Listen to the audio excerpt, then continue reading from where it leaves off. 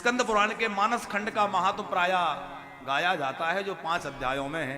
जैसे श्रीमद् भागवत का महात्म पद्म पुराण से लिया जाता है 6 अध्याय का, यहाँ स्कंद पुराणोक्त 5 अध्याय का महात्म का मंगलाचरण बड़ा महत्व का भगवान वेद व्यास लिख रहे हैं।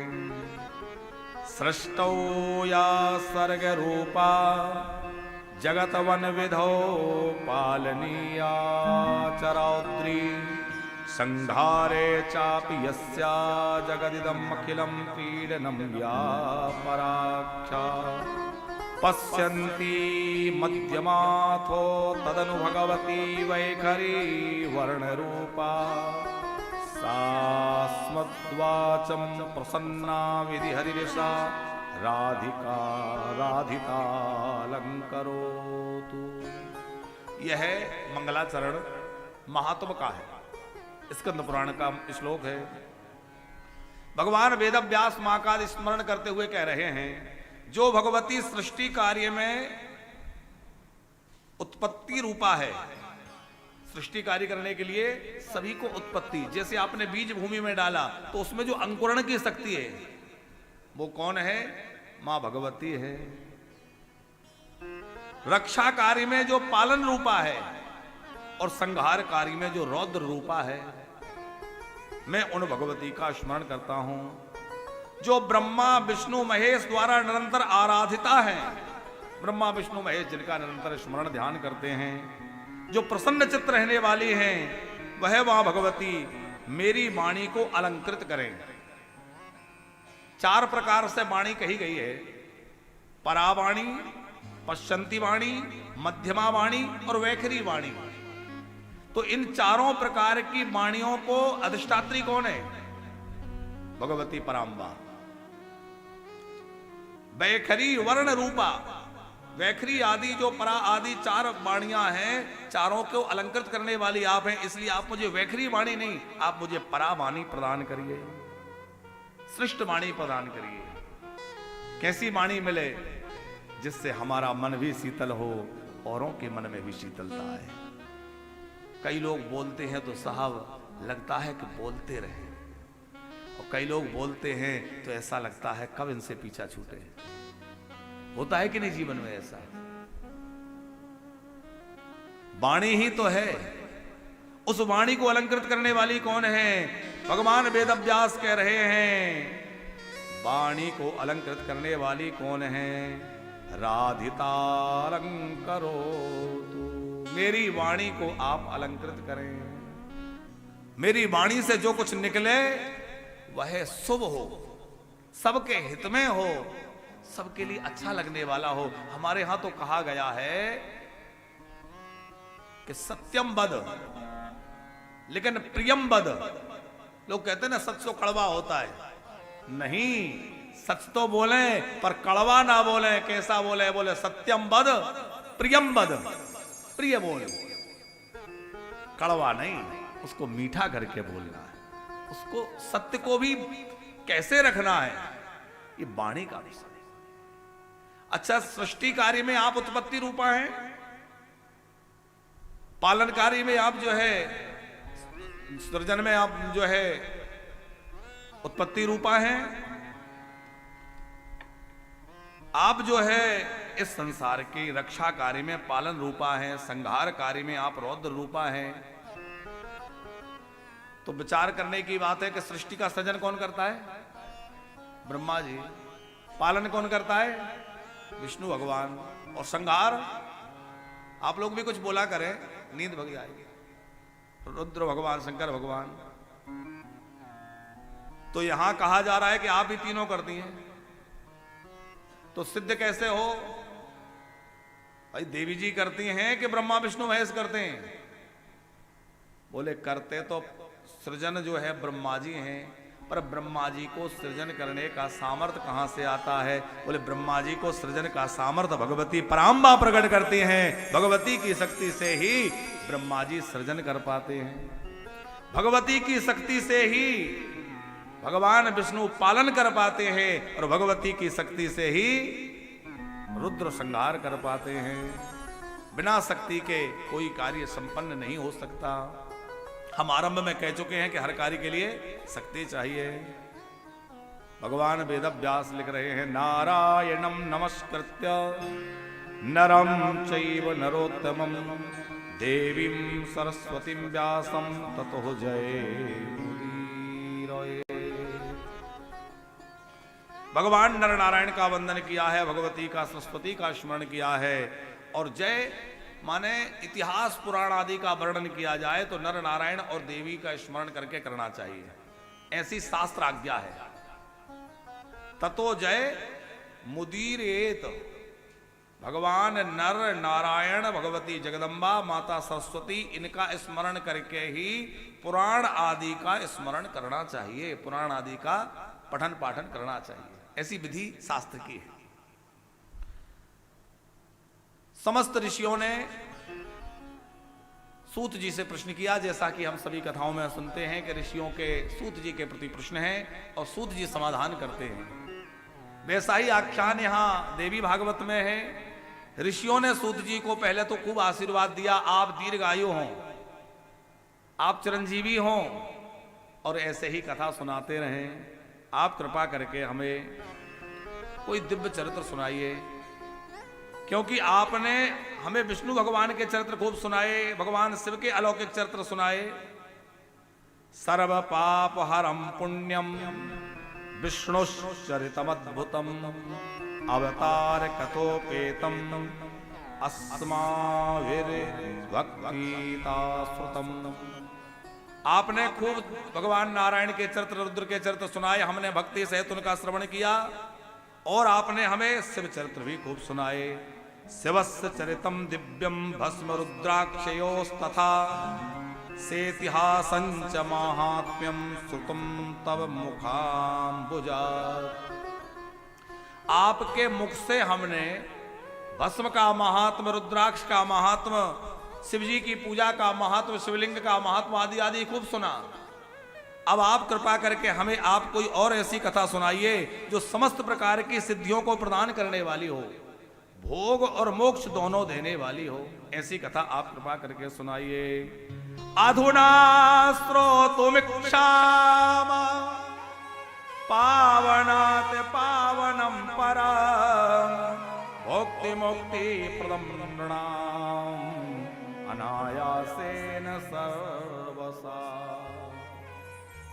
जिससे लोक में भोग मिल जाए और मरने के बाद मोक्ष मिल जाए, ऐसी कथा सुनाइए। हम लोगों की दोनों इच्छाएं रहती हैं।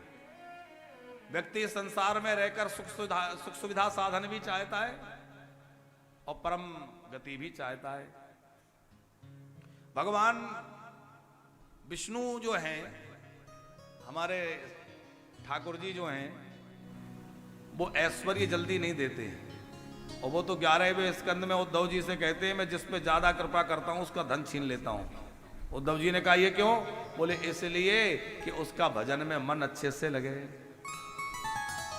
संसार में फंसा रहेगा, वे संपत्ति में फंसा रहेगा, भजन नहीं कर पाएगा।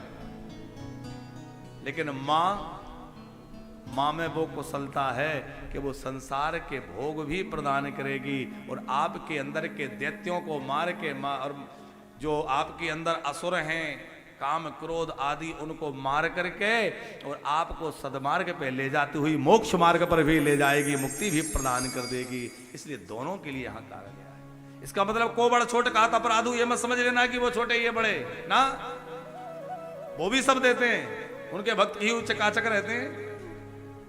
पर मां, हम पहले ही कह चुके हैं कि पिता कई बार बच्चे को डांट देता है, कहता है अभी ये चीज तुम्हें नहीं मिलना चाहिए, लेकिन मां का हृदय पिघल जाता है। मां सब कुछ देने वाली है। ऋषियों ने प्रश्न किया, हमें ऐसा प्रसंग सुनाइए, ऐसी कोई कथा सुनाइए जो सब प्रकार की सिद्धियां प्रदान करने वाली हो। सूत जी बोले, आपने लोक कल्याण के लिए बहुत उत्तम प्रश्न किया है, क्योंकि ऋषियों के जो प्रश्न है वो खुद के लिए नहीं है, उन्हें तो कुछ चाहिए नहीं। किसके लिए प्रश्न कर रहे हैं? हम आपके लिए, क्योंकि उन्होंने ये प्रश्न ना किए होते तो आज हम क्या सुन रहे होते। किसके लिए प्रश्न किए? हमारे लिए, आपके लिए। उन्होंने जो प्रश्न किए वो अपने लिए नहीं किए, वो तो सब सिद्ध महापुरुष हैं, वो तो भगवत प्राप्त महात्मा है।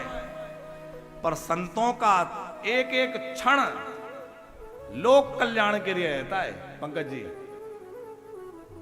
संत का क्षण लोक कल्याण के लिए, समाज का हित कैसे हो, ज्यादा से ज्यादा लोगों की सेवा कैसे हो, समाज का उपकार कैसे हो, समाज में मैं कैसे लोगों की भलाई कर पाऊं, यही उनका हर क्षण प्रतिपल चिंतन रहता है। इसीलिए वो महात्मा 1000 वर्ष का संकल्प लेकर दीर्घकालीन सत्र में विराजमान है और सूत जी समाधान दे रहे हैं, सुंदर प्रश्न का उत्तर दे रहे हैं। साधु पृष्ठ महाभागा लोकानां हितकाम्यया सर्वशास्त्रस्य यदसारं तद्यो वक्ष्याम्यशेषता। हे महात्मनो, मैं लोक कल्याण के लिए तुम्हें बड़ी सुंदर कथा सुनाऊंगा। आपने बड़ा अच्छा प्रश्न किया है। समस्त शास्त्रों का जो निचोड़ होगा, सिद्धांत होगा, वही मैं तुम्हें सुनाऊंगा। कि तावत गर्जन्ति तीर्थानि पुराणानि वृतानि च यावन्न श्रूयते सम्यक देवी भागवतम नरैः। थोड़ा सा और ऐसा लगा ना पंकज जी, देखते रहे। हाँ पंकज जी, श्री सूत जी कह रहे हैं तावत गर्जन्ति तीर्थानि, तीर्थ तब तक ही अपनी महिमा का गान करते हैं जब तक कि देवी भागवत प्रकट ना हो जाए। जैसे मुख्यमंत्री जी की सभा चल रही है और सब लोग मुख्यमंत्री के जय जयकार के नारे लगा रहे हैं, वो अचानक से प्रधानमंत्री जी का हेलीकॉप्टर उतर जाए, क्या होगा? मुख्यमंत्री की ओर से लोगों का ध्यान हट जाएगा और सब लोग कहां भागेंगे? अब तो प्रधानमंत्री जी आ गए। तो बोले सब तीर्थ तब तक ही गर्जना कर रहे हैं जब तक जो है देवी भागवत प्रकट नहीं हुए। और जैसे देवी भागवत प्रकट हो जाए तो सबकी कीर्ति धूमिल हो जाती है, क्योंकि इस देवी भागवत जो है सद्या पुनाति, शरण लेने वाले को सद्या पवित्र करते हैं। तीर्थ तो बहुत समय तक सेवन करने से आपको पवित्र करेंगे, पर भगवान की कथा तो आपको मज्जन फल पे खही तत्काला, मज्जन फल पे खही तत्काला, मज्जन फल पे किया तत्काला, मज्जन फल तत्काला, काके होए फिक कहीं मराला, काते होए फिक कहीं मराला, काके होए फिक कहीं मराला, काते होए फिक कहीं मराला।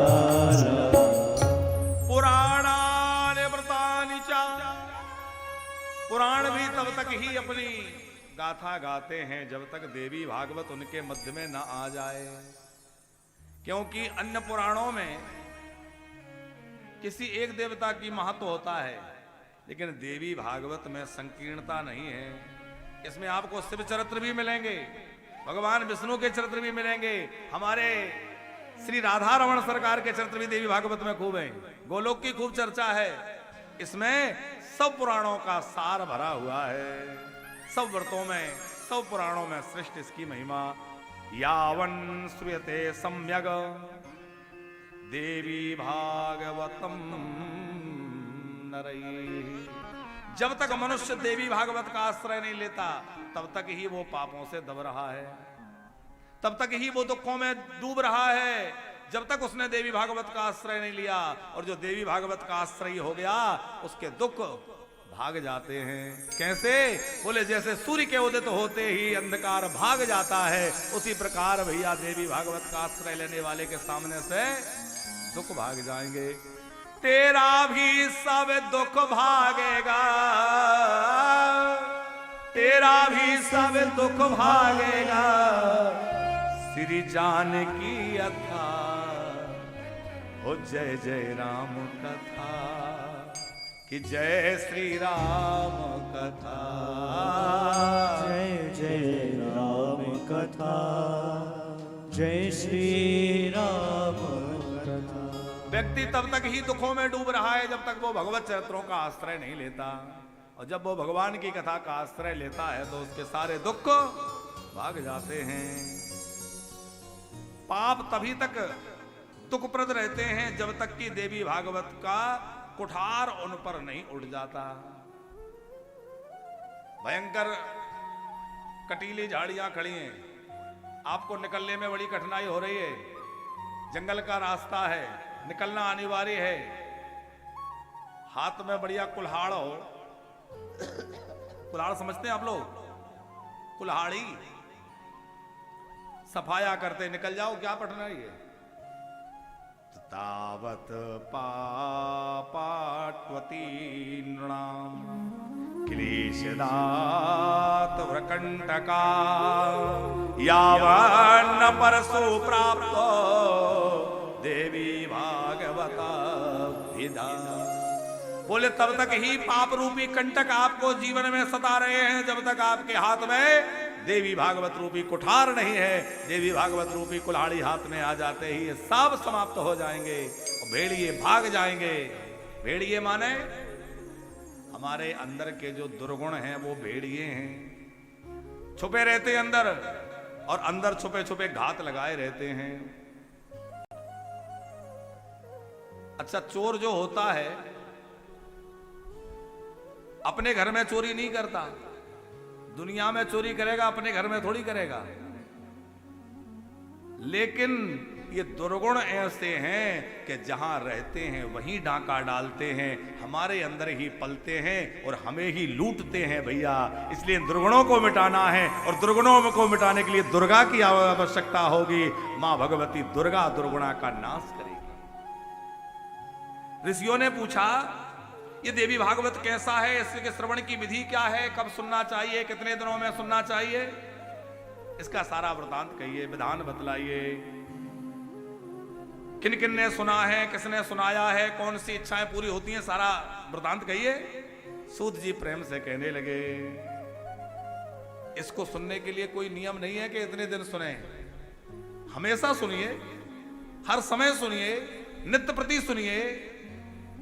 लेकिन विशेष मुहूर्त की यदि चर्चा की जाए तो वो हम लोग आगे कथा श्रवण विधि में उसकी विशेष चर्चा करेंगे। यहां बस संक्षिप्त तरह बतला दें, चैत्र आश्विन का जो महीना है ये विशेष पुण्यदायी है। चैत्र का महीना है, आश्विन का महीना है, और चारों नवरात्र, आषाढ़ की नवरात्र, माघ की नवरात्र आदि चारों नवरात्र, देखो सामान्य समय में भी पूजा करने से अथवा कथा सुनने से लाभ तो मिलता ही है। ये ना सोचें कि सामान्य दिनों में करने से लाभ नहीं मिलेगा। जैसे घर में आप सत्यनारायण बचवाते हैं, उसमें क्या लिखा है, किसी पूर्णिमासी अथवा संक्रांति के दिन पूजा करें। इसका मतलब ये नहीं कि सत्यनारायण कथा पूर्णिमा कोई होती है या संक्रांति कोई होती है, मतलब ये है कि सामान्य दिनों में भी करेंगे तो फल तो मिलेगा, पर यदि विशेष पर्व में करेंगे तो उसका फल भी विशेष हो जाएगा। ऐसे ही देवी भागवत है तो सदा सेव्या, लेकिन विशेष अवसरों पे करेंगे, जैसे हम लोग नवरात्रि में कर रहे हैं, तो इसका फल विशिष्ट हो जाएगा। इसलिए विशेष पर्वों का विधान किया गया है। व्यास जी ने पहले वेदों के विभाग किए, फिर जो है महाभारत की रचना की, पुराणों की रचना की, और उसके बाद उन्होंने नारद जी की प्रेरणा से श्रीमद् देवी भागवत की रचना की। तो नारद जी को देवी भागवत कहां से मिली, तो इसकी परंपरा भी ठीक भागवत जैसी ही है, बस थोड़े से और आगे से आना है। जिस समय प्रलय हो गया, प्रलय काल में एकार्णव के जल में भयंकर उन लहरों के बीच में बट वृक्ष के पत्ते पर भगवान विष्णु का ही बाल रूप, बाल मुकुंद, पटस्य पत्रस्य पुटे शयानम बालम मुकुंदम मनसा स्मरामि, वह बाल मुकुंद चले जा रहे थे।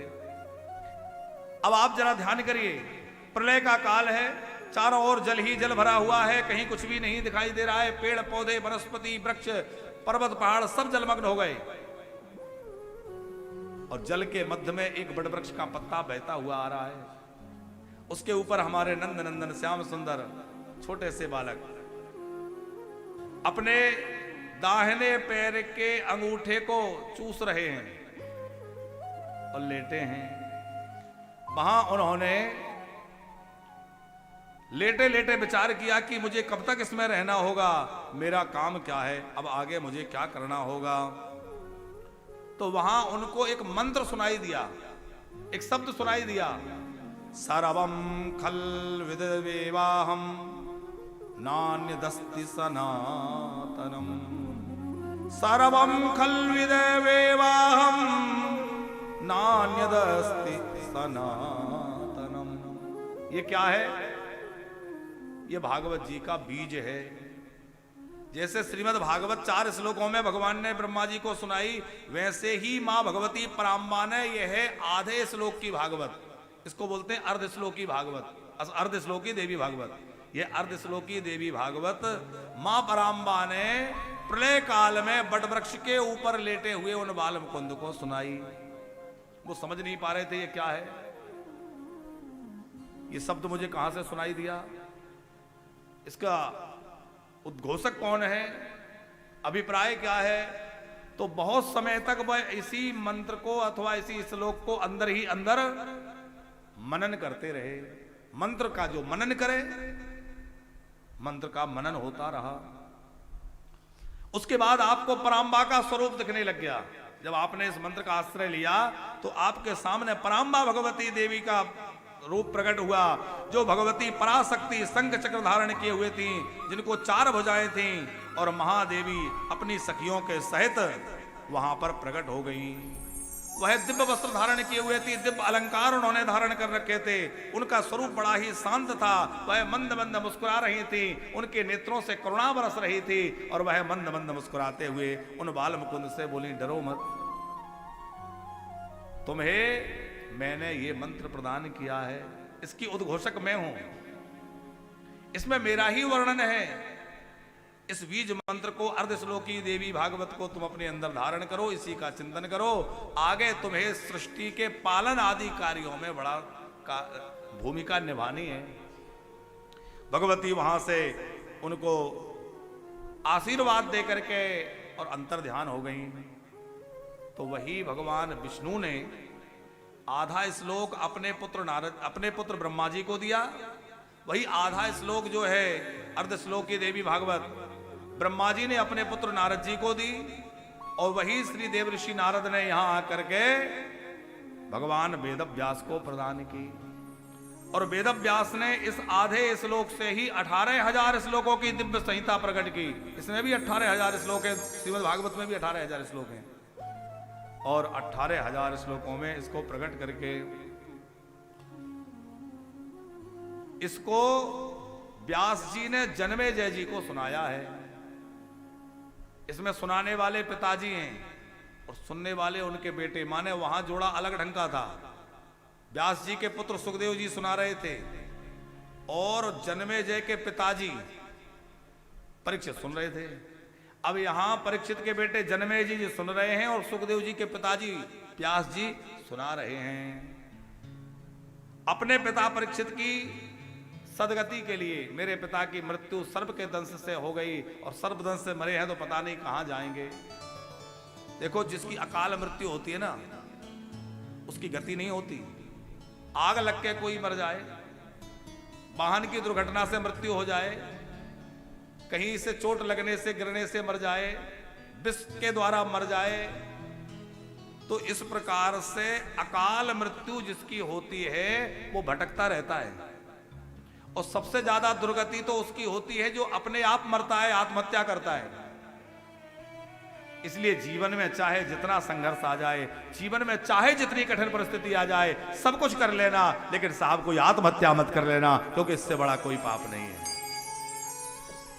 बार बार उसको नरकों में घूमना पड़ता है। भगवान कहते हैं, अरे बाबरे, मैंने तुझे मनुष्य बनाया था, और मनुष्य बनकर के तुझे वो मनुष्य शरीर अच्छा नहीं लगा, तूने प्राणों को ही समाप्त कर दिया, तूने अपने शरीर को नष्ट कर दिया। ये देह है, देव दुर्लभ है। ये मनुष्य साधन के रूप में मनुष्य शरीर हमें मिला है, इस साधन को यूं ही नहीं गंवाना है। छोटी छोटी बातों पे आज लोग जो पंखे से झूल जाते हैं। रिजल्ट में थोड़ा सा परसेंटेज कम आ गया, बच्चा झूल गया, पर उसने ये नहीं सोचा कि मैं थोड़े से नंबरों के चक्कर में मैंने तो फंदा लगा लिया, पर इससे मैं तो एक क्षण में मर जाऊंगा, पर मेरे माता पिता रोते रोते जिंदगी भर मरेंगे, 1000 बार मरेंगे। जब तक उनका जीवन रहेगा तब तक वो मरते रहेंगे, मरते रहेंगे, मरते रहेंगे, याद कर करके। कितने माँ बाप हमने देखा, यहां लोग पाठ कराने आते हैं, हमारा बेटा था, एक ही बेटा था, उसने ऐसा कर लिया। उन माँ बाप पे क्या गुजरती है। इसलिए भैया अंदर से मजबूत रहिए, सत्संग से जुड़े रहिए।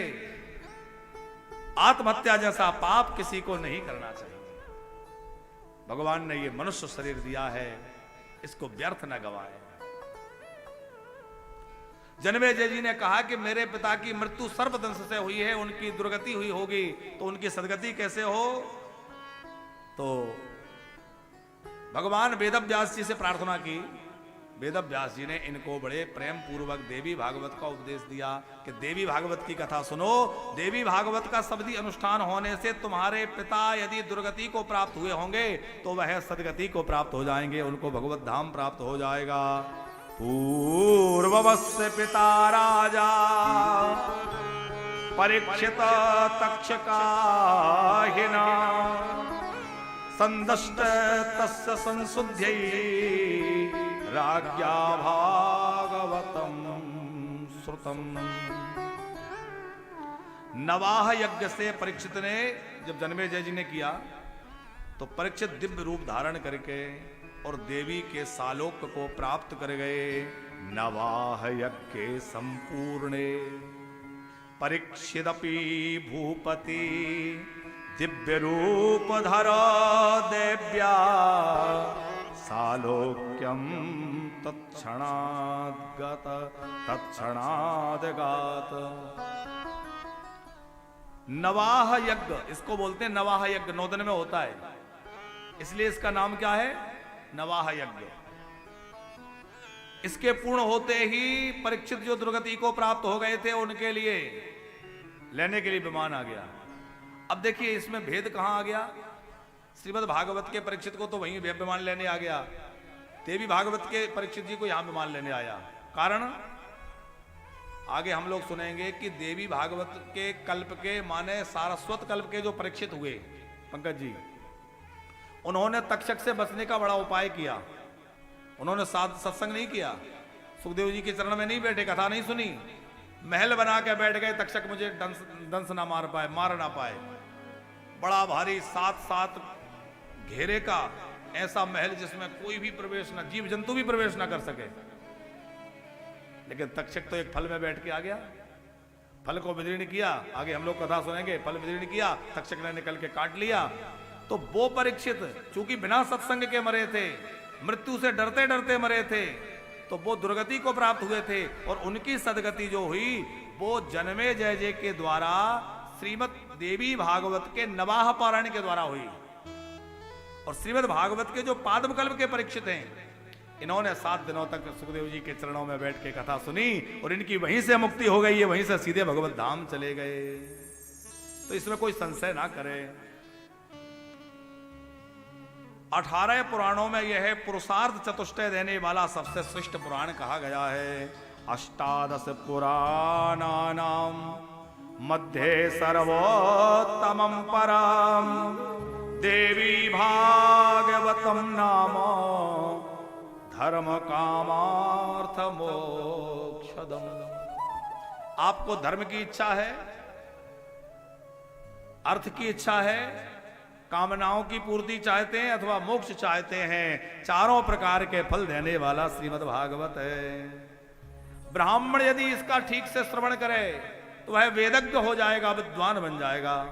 क्षत्रिय इसका ठीक से श्रवण करे तो वह पराक्रमी हो जाएगा, प्रजा पालन का उसमें सामर्थ्य आ जाएगा और वह श्रेष्ठ नरपति हो जाएगा। वैसे इसका श्रवण करे तो वह धनवान हो जाएगा, श्रेष्ठ व्यापारी बन जाएगा और उसकी खूब संपत्ति आ जाएगी। और चतुर्थ वर्ण इसका श्रवण करे तो वह 100 प्रकार के पापों से मुक्त होकर भगवत धाम की प्राप्ति कर लेगा। सबके लिए देवी भागवत सबके लिए है। सभी यज्ञों, तीर्थों, दान आदि से जो फल प्राप्त होता है वह केवल देवी भागवत के श्रवण मात्र से प्राप्त हो जाता है। सर्व यज्ञेषु तीर्थेषु सर्वदानेषु यत फलम सकर्तम पुराण श्रवणात् तद फलम लभते नरैः, तद फलम लभते नरः। अन्य युगों में अनेक प्रकार के धर्मों का विधान था। यहां सूत जी एक बड़ी अच्छी बात कह रहे हैं, बोले अन्य युगों में तो अलग अलग अनुष्ठान थे, अलग अलग यज्ञ थे, वाजपेयी यज्ञ, राष्ट्रीय यज्ञ, अश्वमेध यज्ञ। आज के जमाने में आपको ये यज्ञ कहीं देखने को मिल रहे हैं? अश्वमेध यज्ञ हो कि राष्ट्रीय यज्ञ हो, वाजपेयी यज्ञ हो। अरे सामान्य यज्ञ के लिए तो सामग्री उपलब्ध नहीं हो रही। पशुओं की चर्बी का घी हवन में डाला जा रहा है। आजकल हालत यह है, खाने वाला घी अलग मिलता है और पूजा वाला घी अलग मिलता है। मिलता है कि नहीं? पूजा वाला घी 100 रुपए से 150 रुपए किलो, और खाने वाला जो है 600-700 से लेकर के 5000 तक। अब आप विचार करो कि हम लोग भगवान को ही मूर्ख बना रहे हैं क्या है? भगवान को ठगने में लगे 150 रुपए किलो का। वो तो अच्छा है पंकज जी के देवताओं ने अमृत पी रखा है, बेचारे कब कुछ मरते नहीं है। उन्हें चर्बी वाला पिला पिला के उनकी क्या तो दशा होती है। देवताओं ने अमृत पी रखा है, अमर हैं, जैसा चाहो झोंकते जाओ, बेचारे ठीक चल रहे हैं। लेकिन भैया प्रार्थना है इस नवरात्रि में आप खूब जोत जलाएंगे, खूब आप जो है आरती करेंगे, खूब हवन करेंगे, बड़े बड़े हवन होंगे। लेकिन प्रार्थना है कि भले ही आप एक छटा घी से हवन करना, पर देसी गाय के घी से हवन करना, चर्बी युक्त घी से हवन मत करना। आप अखंड जोत नहीं जला सकते, मत जलाना। भले ही आप जो है 10 मिनट के लिए दिया जलाना, लेकिन देसी गाय के घी से जलाना। आपके घर में सकारात्मकता आएगी। देवताओं को भोजन आप दे रहे हैं तो भैया नकली घी नहीं, चर्बी नहीं, ये तमाशा नहीं, शुद्ध देसी गाय का घी। और आज गौ माता की उपेक्षा करते करते हम लोग यहां तक पहुंच गए कि यदि दवा बनाने के लिए भी गाय का घी चाहिए हो तो दवा बनाने के लिए देसी गाय का घी मिलना मुश्किल हो रहा है। उसका कारण क्या है? उसका कारण है हम लोगों की गाय के प्रति उपेक्षा। गौ माता की सेवा नहीं करेंगे तो कहां से मिलेगा? भैया गोरक्षण के लिए सब लोगों को संकल्पित होना चाहिए, क्योंकि गाय नहीं होगी तो हम देवताओं के लिए हवन कहां से करेंगे, यज्ञ कहां से करेंगे, पंचगव्य कहां से लाएंगे, पंचामृत कहां से लाएंगे, भगवान शंकर का अभिषेक कहां से होगा? अरे शंकर जी के सामने बैठे नंदी को तो आप खूब पूजते हैं, और भैया वास्तव के जो नंदी हैं, सच्चे जो नंदी हैं, वो सड़कों पे डंडा खा रहे हैं। और आज की हालत तो ये है कि गायों को तो लोग रख भी लेते हैं, लेकिन नंदियों का तो कोई उपयोग नहीं रहा। अब खेती तो बैलों से होती नहीं, तो बछड़ों का उपयोग, बैलों का उपयोग खत्म। जैसे ही थोड़ा सा बड़ा हुआ लोगों ने सड़क पे छोड़ दिया, मरे तो मर, रहे तो रहे। अब बेचारा कदाचित उसके प्राण बच भी जाएं तो लोगों के डंडे और उपेक्षा जीवन भर सहना है। कैसे यज्ञ हो? यज्ञ की परिपूर्णता के लिए गौ माता की आवश्यकता है, क्योंकि हविष्य की जो प्रतिष्ठा है वो गौ माता में है। इसलिए गाय की रक्षा की बात कही जाती है। श्री सूत जी कह रहे हैं कि अन्य युगों में तो यज्ञ आदि साधन थे, पर कलयुग में वो लुप्त हो गए। कृतादौ बहवो धर्मा कलौ धर्मस्तु केवलम् पुराण श्रवणादन्यो विद्यते न परो नृणाम्। अन्य युगों में तो अनेक साधन थे, पर कलयुग में तो देवी भागवत की कथा अथवा कथा, यहां संकीर्णता की बात दिमाग में मत रखिए कि केवल देवी भागवत की कथा। कथा माने भगवत चरित्र, भगवान की कथा ही एक साधन है। कल जुग तरन उपाय न कोई, कल जुग तरन उपाय न कोई, राम भजन रामायण दोई, राम भजन रामायण दोई, राम भजन रामायण दोई, राम भजन रामायण दोई। कलयुग में भगवान की कथा और भगवान नाम यही सहारा है। तो भैया खूब नाम का आश्रय लिए रहें और खूब कथाओं में डूबे रहें। हमारे गुरुजी कहते हैं, पूज्य मलुक पीठ वाले महाराज श्री जी, हमारे दीक्षा गुरुजी तो वो जो उद्घाटन में कथा किए, पर आपके प्रति भी हमारा गुरु भाव ही है। वो कहते हैं, 1000 छिद्र वाला कोई घड़ा हो तो हम चाहते हैं कि ये पानी से लबालब भरा रहे, खाली ना हो। क्या तरीका है?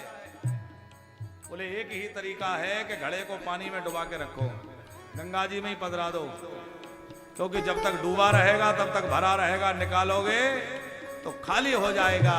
हमारे अंदर भी दोषों के हजारों लाखों छेद हैं, दोष माने छिद्र। और भैया यदि दोषों से बच के तो भगवान के भक्ति रस से भरे रहना चाहते हैं तो सदा सत्संग के गोता लगाते रहो, सत्संग में डूबे रहो।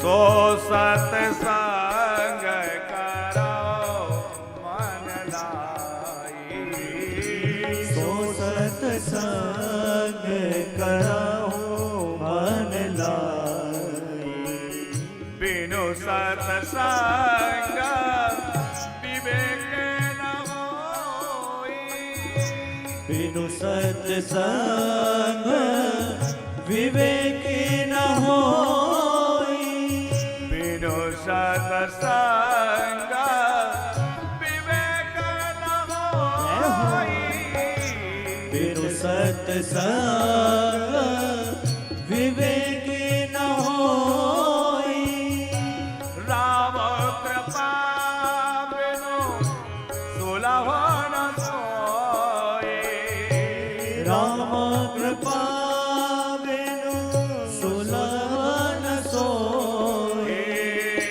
राम कृपा बिनु सुलभ न सोई, राम कृपा बिनु राम कृपा बिनु, राम कृपा बिनु सुलभ न सोई।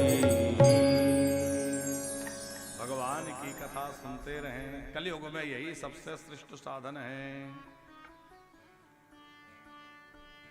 सूत जी कह रहे हैं, अमृत पीने वाला ही अमर होता है। पूरा परिवार तो अमर नहीं हो जाएगा।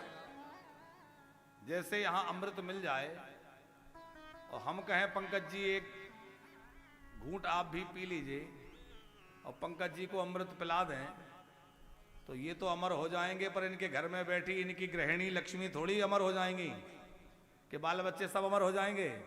पिएगा वही तो अमर होगा। तो सूत जी कह रहे हैं, अमृत को तो केवल पान की करने वाला अमर होता है, लेकिन कथा अमृत ऐसा है कि भैया कथा अमृत को पीने वाले का पूरा परिवार अमर हो जाता है, उसकी पीढ़ियां अमर हो जाती हैं, उसका नाम अमर हो जाता है, उसकी पीढ़ियां अमर हो जाती हैं है?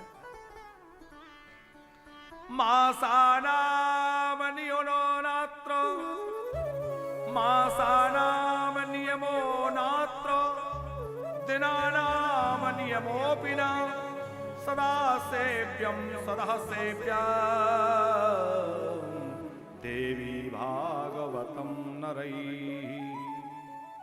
सदा इसका सेवन करें, बड़े से बड़े पाप भी इससे मुक्त हो जाते हैं। ये दुर्हृता पाप रता विमूढ़ा, मित्र द्रोहो वेद निंदित काश्च, हिंसा रता नास्तिक मार्ग सक्सा नवाह यज्ञेन पुनन्तु ते कलौ। कोई जो है मित्रद्रोही हो, अच्छा ये भयंकर पापों में है इन पापों की गणना। मित्रद्रोह करने वाला भयंकर पापी होता है। वेद की निंदा करने वाला, आज बहुतायत ऐसे संख्या बहुत लोगों की मिल जाएगी जो वेदों की निंदा करते हैं। अरे वेदों में क्या है भैया, वेद की निंदा का मतलब है साक्षात परमात्मा की निंदा, क्योंकि वेद जो है वो साक्षात भगवान का स्वरूप है। वेद जो है वही हमारा धर्म का मूल है। वेदा प्रणहितो धर्म, हमारे धर्म का मूल वेद है। और हमारे सनातन संस्कृति में तो यहां तक कहा गया है महाराज जी कि यदि वेद को ना माने तो हम ऐसे भगवान को भी ना माने। यदि भगवान भी कहे कि मैं वेदों को नहीं मानता तो हम ऐसे भगवान को ही ना माने। आप कहेंगे कि ऐसा कैसे कह रहे हैं आप? उदाहरण देते हैं, भगवान के 24 अवतार हैं और सब एक जैसे हैं। भगवान तो भगवान है, कोई कम ज्यादा तो होता नहीं है, पूर्ण से पूर्णमादाय। लेकिन भगवान का जो बुद्ध अवतार है उसमें उन्होंने वेद मार्ग का खंडन किया। तो वेद मार्ग का खंडन बुद्ध भगवान के रूप में भगवान ने आकर किया, तो सनातनियों ने बुद्ध को ही जो है अलग कर दिया। लेकिन वो जो है हम ऐसे भगवान को नहीं मानेंगे जो हमारे वेद को नहीं मानता, क्योंकि हमारे धर्म का प्राण वेद है। वेद हमारा मूल है। वेद जो है साक्षात परमात्मा का स्वरूप है। तो वेद निंदक हो, हिंसारत हो, नास्तिक हो, कुमार्गी हो, वह भी इस देवी भागवत के पारायण से शुद्ध हो जाता है। ऐसी अद्भुत देवी भागवत की महिमा है। आगे हम लोग विधि भी श्रवण करेंगे, कथा कैसे सुननी चाहिए, कितने दिनों तक कैसे कैसे अनुष्ठान करना चाहिए। तो हम लोग देखो भगवान की कृपा खूब हमें प्राप्त हो रही है कि वानप्रस्थ में बैठ के लगातार कथाओं का रस लेते रहते हैं। और वानप्रस्थ में रहने की ये सबसे बड़ी सार्थकता है। हमारे रतलाम से बाबूजी रहते हैं। बाबूजी थोड़े से खड़े हो जाएंगे, भैया कैमरामैन बाबूजी को दिखाना जरा। ये दोनों पति पत्नी वानप्रस्थ में कई दिनों से रह रहे हैं। माताजी भी रहती हैं, पास में विराजी हैं। अब बाबूजी बताइए, घर में रहते तो इतनी कथा सुन पाते? इतना सत्संग, इतना साधु संतों का दर्शन मिलता? घर में कोई परेशानी थी, अब क्या थी ये तो उनकी निजी बात है, ज्यादा मंच से कहना ठीक है, विराज जाइए। पर आप जो है घर छोड़ करके आ गए और यहाँ निःशुल्क व्यवस्था में, यहाँ हॉल में ही रहते हैं, कमरा नहीं ले रखा इन्होंने वानप्रस्थ में, लेकिन आ गए महाराज जी हम तो वानप्रस्थ में रहेंगे। दोनों पति पत्नी हम थोड़ा दुखी हैं। हमने कहा आ जाइए। और हम बार बार कहते हैं कि जो लोग कमरा लेने में सक्षम नहीं है वो बिल्कुल निराश ना हो। वो ये ना सोचे कि केवल पैसे वालों के लिए कमरे मिल रहे हैं, हम कहाँ जाएं। अरे पैसे वालों को तो जब बनेंगे तब मिलेंगे, और जो फ्री वाले हैं वो तो 2 सालों से यहाँ आनंद ले रहे हैं। वो तो 2-2.5 वर्षों से रह रहे हैं कि नहीं? हमारी माताएं 2-2.5 वर्षों से रह रही हैं। हमारे बाबूजी ये दोनों दंपत्ति रह रहे हैं, पीछे बंसल जी दोनों दंपत्ति बैठे हैं, आप लोग दोनों दंपत्ति रह रहे हैं। तो ऐसे तमाम लोग आ रहे हैं, रह रहे हैं, और बाकी माताएं तो हमारी सब रहती हैं और बुजुर्ग रहते हैं। तो भैया कोई भी ऐसे बुजुर्ग हैं जिनको संतान रखना नहीं चाहती, बहुत ज़्यादा दुखी हैं, पहले तो हम यही आग्रह करेंगे संतान से कि उनकी सेवा करिए, माता पिता को भगवान मान के सेवा करिए। फिर भी नहीं कर रहे हैं तो परेशान मत होइए। आपको भटकने की आवश्यकता नहीं है, रोने की आवश्यकता नहीं है। वानप्रस्थ के द्वार सदा आपके लिए खुले हैं, चले आइए। आपको कमरा लेने की सामर्थ्य नहीं है, बिल्कुल कोई बात नहीं है। किराए की बिल्डिंग एक ले रखी है, उसमें माताएं रहती हैं, आवश्यकता पड़ी तो दूसरी भी ले लेंगे जब तक अपना भवन तैयार नहीं हो जाता। लेकिन जितने लोग आएंगे उनको रखा जाएगा, चाहे वो माताएं हों चाहे बुजुर्ग हों। ऐसा नहीं कि केवल माओं को रखा जाता है। कोई भी ऐसा दीन दुखी है, घर वाले परेशान कर रहे हैं, रख नहीं रहा है, कोई सहारा नहीं बचा, बेसहारा हो गए, अब बेचारों का कोई आश्रय नहीं है, तो आप ये मत सोचिए कि हम बेसहारा हो गए। आपने बहुत जीवन में सब किया है, आप यहाँ आइए और वानप्रस्थ आपको सहारा देने के लिए तत्पर खड़ा है। वानप्रस्थ धाम आपकी सेवा में सदैव संलग्न है। यहाँ आके रहिए आनंद से। तो जो लोग कमरा लेने में सक्षम नहीं है उनका रहना भी निःशुल्क है, उनका भोजन भी निःशुल्क है, और उनकी दवाई गोली इलाज उपचार सब भगवत कृपा से निःशुल्क है। सब आप लोग जो थोड़ी थोड़ी राशि सेवा देते हैं उसी से इन सब की सेवा का कार्य चलता है। अब बुजुर्ग हैं तो कोई ना कोई बीमार बना ही रहता है, हमारे एक दो लोग तो इसी सेवा में लगे रहते हैं, अभी तो थोड़े लोग हैं, फिर भी एक दो लोगों की व्यवस्था रहती है, भैया अमुक माता बीमार है चलो ले जाओ। कल एक मैया बीमार को घुटने में तकलीफ, तो वो एक्सरा करवाने ले गए, फिर उनके इलाज करवाया। अभी किसी दिन एक मैया को एडमिट करना पड़ा।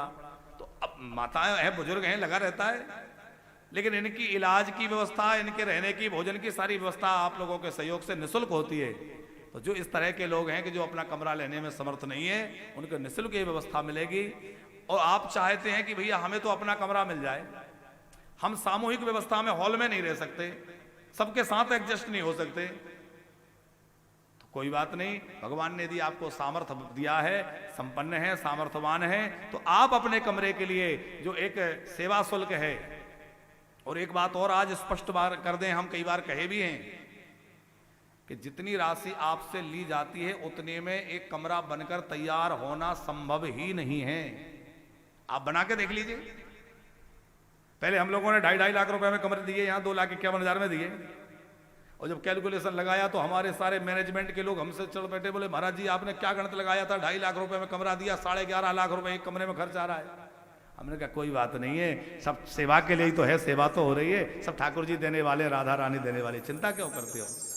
और दे रहा है ठाकुर जी, हो रहा है, काम चल रहा है। ऊपर के छत की जो है लग रहा है, आज आपने देखा होगा ऊपर छत पे काम चल रहा है, ऊपर की मंजिलें तैयार हो रही हैं, फेज 2 में भी काम शुरू हो गया है। तो ठाकुर जी की व्यवस्था है। फिर कमरे का बढ़ाया गया, 351 किया, फिर 4 किया, फिर 5 किया, पर कमरा 5 लाख में भी बनके तैयार नहीं होता। कमरे को बनने में तो देखो, केवल आप कमरे की गणित लगा लेते हैं कि 12 बाई 16 माने 192 94 फीट हुआ, उसमें इतना लागत लग गई। पर भैया कॉरिडोर बना, लिफ्ट लगी, जीना लगा, तमाम सड़क बनाई गई, तमाम व्यवस्था बनाई गई, वो कहां जाएगा? वो भी तो आप लोगों के लिए है। लोग तो अपने कमरे। तो भैया ये सब करना थोड़ा कठिन तो है ही, पर आपसे जो राशि ली जा रही है वो कमरे के लिए भी पर्याप्त नहीं है। लेकिन थोड़ी से थोड़ी राशि में आपको ब्रजवास मिले, ये हमारा उद्देश्य है, इसलिए आपको वो व्यवस्था दी जाती है। फिर साथ में कमरा तो मिल ही गया, कमरे के साथ साथ आपको फिर वहां सेवा, सबसे बड़ी बात है सेवा। आप जो राशि दे रहे हैं उससे 10 गुना तो आपको सेवा मिल जाएगी। क्योंकि बुढ़ापे में जब कोई सहारा नहीं रहता ना, तो लाखों रुपए बैलेंस बैंक में पड़ा रहे, साहब कोई पानी देने वाला नहीं होता। बुढ़ापे का सहारा कोई बन रहा है, बुढ़ापे की रोटी का इंतजाम कोई कर रहा है, वो मुख्य बात है कि वहां आप अपने बुढ़ापे की इस चिंता को सर्वथा त्याग सकते हैं कि बुढ़ापा आएगा तो रोटी कौन देगा, जब शरीर नहीं चलेगा तो देखभाल कौन करेगा। या तो ये भी व्यवस्था है कि कोई अपाहिज होकर पूरी तरह बिस्तर पर गिर जाए तो भी सेवा करी जाए, पूरी तरह अशक्त हो जाए तो भी उसकी देखभाल हो, तो वो भी इंतजाम किया जा रहा है। तो सबसे बड़ी बात यह है वानप्रस्थ में रहने की कि आप बुढ़ापे में बीमार होते हैं, कोई परेशानी होती है, शरीर शिथिल हो जाएगा, शरीर में सामर्थ्य नहीं रहेगा, उस समय भी आपको देखभाल, आपका इलाज, आपका उपचार, आपके भोजन, दवाई, सब व्यवस्था आपको मिलती रहे। और साथ में एक भक्ति का वातावरण, जहां रोज भजन हो रहा है, सत्संग हो रहा है, कथाएं हो रही, कीर्तन हो रहे, तो ध्यान योग सत्संग का वातावरण वो आपके परलोक को सुधारेगा। और यहां जो सुख सुविधा आपको मिल रही है बुढ़ापे की, आपकी जो निश्चिंतता हो रही है, वो आपके लोक को संभालेगी। तो आपका लोक भी बन गया और परलोक भी बन गया। और हम बार बार कहते हैं भैया वानप्रस्थ लोक परलोक को संभालने का आयाम है, ये कोई प्रकल्प नहीं है। प्रकल्प तो होता है हमने प्याऊ लगा दी, हमने अमुक भोजनालय खोल दिया, ये तो प्रकल्प होता है, लेकिन ये प्रकल्प नहीं है, ये तो साहब मोक्ष का द्वार है, जहां आकर के गोविंद की प्राप्ति होगी। यहाँ तो बांके बिहारी के चरणों में पहुंचाने का काम है ये। और बस दिन रात इसी भाव में रहते हैं कि कैसे हमारे बुजुर्गों को जल्दी से जल्दी ये सब सेवा मिले।